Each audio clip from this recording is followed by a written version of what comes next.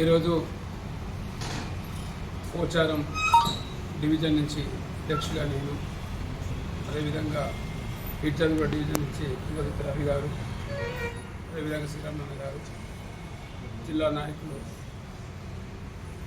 జలంధర్ గారు, సీనియర్ నాయకులు వేదిక అనుకరించిన పెద్దలందరికీ పేరు పేరున కృతజ్ఞతలు. అదేవిధంగా పత్రికా మిత్రులందరికీ కూడా నా ఉదయపూర్వక కృతజ్ఞతలు తెలియజేస్తా ఉన్నాను. ముఖ్యంగా గత 2 రోజుల కింద ఏదైతే మేడ్చల్ నియోజకవర్గంలో బొమ్మరాజ్పేటలో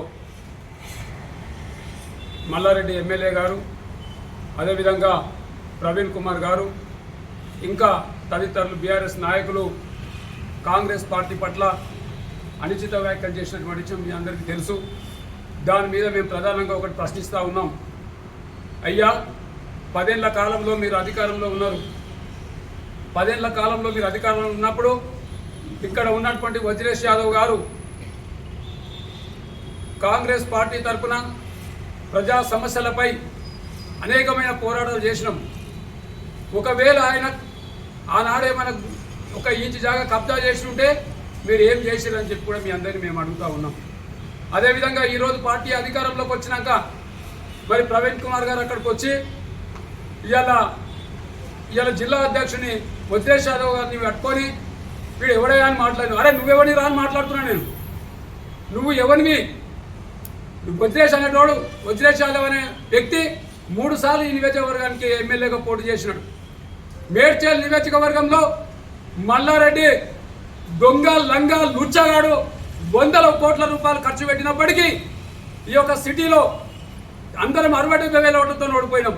కానీ 33,000 ఓట్లతోని ఇవాళ టీఆర్ఎస్ నాయకులు అందరూ గెలిచినప్పటికీ మేము కేవలం 33,000 ఓట్లతో మేము ఓటమి చెందినాం. మా పార్టీలో కార్యకర్తలు చాలా కష్టపడ్డారు, కానీ కొద్ది ఓట్లతో ఓడిపోయినాం.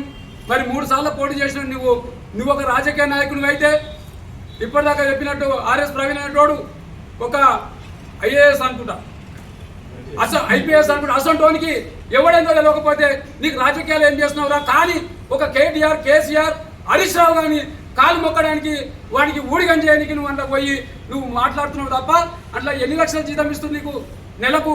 అది బట్టి మాట్లాడకు, సబ్జెక్టు తీసుకో. ఈరోజు రేవంత్ రెడ్డి గారు ప్రతిపక్షంలో ఉన్నప్పుడు ఏ సబ్జెక్టు మాట్లాడినా ఆంటీ రికార్డుగా సాక్ష్యాధారాలతో సగం పెట్టి మాట్లాడినావు. ఇవాళ వదిలేసిన ఎవడన్నావు కదా, నీ మిండడని చెప్తున్నా. నీ కేసీఆర్కు, నీ కేటీఆర్కు, నీ హరీష్ రావుకు సరైన మొగోడ్రా అని చెప్పి నీకు నేను సవాల్ చేస్తా ఉన్నా ఈ వేదిక నుంచి. నువ్వు మాట్లాడే మాట ముందు ఏ చివరాసుకు వస్తావో రా. నీ మల్లారెడ్డి గారు ఎంత కబ్జా పెట్టినో నేను చూపిస్తా, సాక్ష్యాధారాలతో సహా చూపిస్తా. ఏ చెరువులు పోలే, ఏ పార్కులు పోలే, ఏ కుంటాలు పోలే. ఆ గుచ్చా నా కొడుకుని పక్కకు పెట్టుకొని నువ్వు ఎవడని మాట్లాడతావా? ఇలా అదేవిధంగా నువ్వు అనిల్ రెడ్డిని అన్నావు, అంజిరెడ్డిని అన్నావు, ఇలా ఉదయరెడ్డిని అన్నావు. వీళ్ళంతా కూడా కాంగ్రెస్ పార్టీలో చేరినప్పటి నుంచి 10 ఏళ్ల కాలంలో ఈ టీఆర్ఎస్ చేస్తున్నటువంటి అవినీతి అక్రమాలపై రేవంత్ రెడ్డి ముందుండి విజయ పథకాన్ని నడిపించినటువంటి వ్యక్తులని చెప్పి మేము సవాల్ చేస్తా ఉన్నాం. టీవీలలో చూడే నీ కళ్ళు కనబడుతులేవురా నీకు?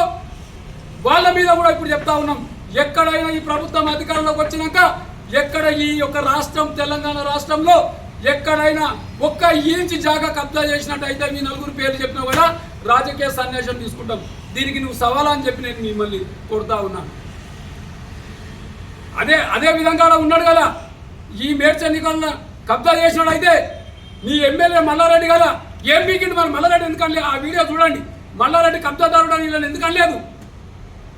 ఏది పడితే అవి మాట్లాడితే ఊకోవడానికి సిద్ధంగా లేవు బిడ్డ. ఒళ్ళు దగ్గర పెట్టుకొని మాట్లాడు. ఇవాళ మల్లారెడ్డి ఈడ గెలిచిండు, ఎంపీ అయ్యిండు, మంత్రి అయ్యిండు, ఇప్పుడు ఎమ్మెల్యే అయ్యిండు. ఎన్నడన్నా ప్రజా సమస్యలపై ఎక్కడన్నా మాట్లాడిండా? ఓట్లు వేసుకుంటాప్పుడు ఇల్లు తిరిగినావు, గల్లి తిరిగినావు, ప్రతి కాలనీ ప్రెసిడెంట్ కలిసినావు, కోట్ల రూపాయల ప్రజలు నువ్వు గెలిచినావు. సరే, గెలుపు ఓటంలో నువ్వు పైసలు పెట్టి గెలిచినవా? నేను ఎన్నుకున్నాను, నీకు ముఖం లేదు. నిన్ను గెలిపించిన నాయకులు, నిన్ను గెలిపించినటువంటి మెజార్టీ నాయకులు కూడా ఈరోజు మా కాంగ్రెస్ పార్టీలో ఉన్నారు. ఈ పీఠాలలో నువ్వు సరైన నాయకుడు అయితే నీ ఎంబడి ఎవరున్నాడో చెప్పు. ఈడున్న మేయర్ ఉన్నాడా? ఈడున్న డిప్యూటీ మేయర్ ఉన్నారా? ఈడున్న 18 మంది కార్పొరేటర్లు కూడా నిన్ను ఈరోజు వ్యతిరేకించడా లేదా? అంటే నువ్వు లంగవన్నట్టే కదా. నువ్వు కరెక్టర్ నాయకుడు అయితే నీ ఎంబడి ఎవడున్నాడు? నీ మొగాలకు ఒక్కనాడు 10 ఏళ్ల కాలంలో ఒక రేషన్ కార్డు ఇవ్వలే, ఒక ఇందిరా ఇల్లు ఇవ్వలే. ప్రజల అదొక దళిత బంధు పేరిట వందల వేల ఎకరాల ఉన్ననికి ఈ యొక్క తెలంగాణ సంపదను దోషపెట్టిన మూర్ఖుడు నీ తెలంగాణ ప్రభుత్వం అని చెప్పి కూడా నేను డిమాండ్ చేస్తా ఉన్నాను. ఇలా నీ కేసీఆర్ ప్రతిపక్ష నాయకుడు అంటే ఎవడు? ప్రతిపక్ష నాయకుడు అంటే కేసీఆర్. ఎరడో నీ ముఖానికి అసెంబ్లీకి పోతున్నా వాడి గురించి మాట్లాడు. మీ నాయకుడే కదా బయటికి పంపు. ఎక్కడైనా మీ కేసీఆర్ ధర్నా చేయమని. ఒక కేటీఆర్ హరీష్ రావు ఈ యొక్క ఆర్ఎస్ ప్రభుత్వం అప్పుడప్పుడు మొరుగుతున్నాడు కుక్కలే కదా తప్ప ఎవడైనా టీఆర్ఎస్లో మాట్లాడుతున్నాడా? దీనికి నిదర్శనం ఏంటంటే రేవంత్ రెడ్డి గారి పరిపాలన ప్రజాపాలన సక్రమంగా ఉంది కాబట్టి ఒక్క టీఆర్ఎస్ నాయకుడు కూడా మాట్లాడతలేడు. ఉదాహరణకు నేను పీజాగూడ చెప్తున్నా, ఒక్కనాడన్న పీజాగూడలో టీఆర్ఎస్ నాయకులు ధర్నా చేసిరా అంటే ప్రజా పరిపాలన సక్రమంగా ఉంది కాబట్టి ఎవడు ముందుకు వస్తలేడు. ఏ బీజేపీ నాయకుడు వస్తలేడు, ఏ టీఆర్ఎస్ నాయకులు వస్తలేడు. ఎక్కడ ప్రజలు ఇబ్బంది పడుతున్నారో ధర్నా చేయమని వాళ్ళకే ముఖం లేదు. కాబట్టి ఏదైనా మాట్లాడే ముందు వాళ్ళు దగ్గర పెట్టుకొని మాట్లాడాలని చెప్పి ఇంకొకసారి హెచ్చరిస్తూ ఉన్నాం బిడ్డ. ఈరోజు వజ్రేష్ యాదవ్ గారి గురించి కానీ, మా అనిల్ అన్న గారి గురించి కానీ, అంజిరెడ్డి అన్న గురించి కానీ, ఉదయ్ గారి గురించి నలుగురు గురించి మాట్లాడిన మాటలకు మేము సవాల్ చేస్తూ ఉన్నాం, సిద్ధంగా ఉన్నాం. ఏడు చర్చకు వచ్చిన బిడ్డ మేము నువ్వన్నా రుజువు చేయి, మేమన్నా రుజువు చేస్తాం. మల్లారెడ్డి మీద అనేక అక్రమాల కేసులు ఉన్నాయి. ఇవాళ మీరు అనుకుంటూ ఎందుకు వాళ్ళ మీద చర్య తీసుకుంటలేదని 100%గా ఈరోజు రేవంత్ రెడ్డి గారి ప్రభుత్వం అతని మీద ముచ్చు బిగుచుకుంది. ఎందుకు అవుతుందంటే వాని దగ్గర 1000 కోట్ల ఉన్నాయి. కోట్ల రూపాయలు పెట్టి స్టేలు తెచ్చుకుంటారు. తెలుసా మీకు ఎవరు? కోట్ల రూపాయలు పెట్టి స్టేలు తెచ్చుకొని ఇవాళ హైడ్రా స్టే ఉన్నాయి కూలగొడుతున్నారని చెప్పి కొద్దిగా కొంచెం టైం తగిన మాట వాస్తవం. ఇంకొక వారం 10 రోజులు నెల రోజులు ఆగండి. వాని కబ్జా పెట్టిన అన్ని హైడ్రాను ముందుకు వస్తుంది. వాని అన్ని గడిల పాలన మొత్తం కూలగొట్టడానికి కూడా ఈరోజు రాష్ట్ర ప్రభుత్వం సిద్ధంగా ఉంది. ఎవరిని వదిలిపెట్టలేదు. మా పార్టీ నాయకులైనా సరే, మా పార్టీలో ఉన్నవారైనా సరే ప్రభుత్వ భూములు కబ్జా పెడితే వదిలిపెట్టే ప్రసక్తి లేదని చెప్పి కూడా ఈనాడు రేవంత్ రెడ్డి గారి ప్రభుత్వం అంత కఠినంగా ఉందని చెప్పి కూడా మీ అందరికీ తెలియజేస్తా ఉన్నాను. అందుకే నేను ఒకసారి మల్లారెడ్డి గారు కూడా నేను ఈ వేదిక ద్వారా తెలియజేస్తా ఉన్నాను. మీరు ఏదైనా కబ్జా పెట్టిన మీ మీద చాలాసార్లు మేము కంప్లైంట్ ఇచ్చినాం. అవన్నీ కూడా ఉన్నాయి. నువ్వు స్వచ్ఛందంగా వదిలేస్తే మంచిది. ప్రతి మండలంలో వదలలే, ప్రతి గ్రామంలో వదలలే. నీ కబ్జాదారులు ఉన్నాడు, వాడు కబ్జా చేసిన వాడిని లంగను దొంగలు పెట్టుకొని వీడు మాట్లాడుతుంటే అప్పటికే మల్లారెడ్డి చూస్తున్నాడు. అసలు దొంగ నేనే ఉన్నా. మీరు ఆ వీడియో చూడండి. వీడు వచ్చి వాళ్ళతో మాట్లాడి నా మీద పడతాడు. ఎట్లా నాయన నా వీడియోలో చూస్తున్నాడు, ఒకసారి కూడా గమనించండి. ప్రవీణ్ కుమార్ ఇట్లా చూస్తున్నాడు.